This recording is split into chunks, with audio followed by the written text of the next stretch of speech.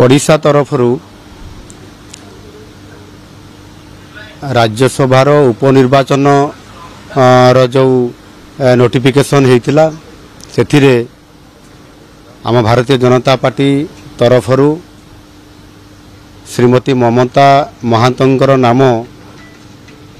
केंद्र parliamentary board तरफ नाम सिलेक्शन होती एणु आज विधिवत भाव ओडिशा विधानसभार परिसर भितर जो नॉमिनेशन करिवार जोठी आमर प्रिजाइडिंग ऑफिसर अच्छा उपस्थित आम उपस्थित ममता महांत नॉमिनेशन करिसेंती 2 सेट एवं यह आमे जहाँ आशा करुचु निश्चित भाव ममता महांत विजयी हेबे एवं ओडिशा तरफ राज्यसभा पाई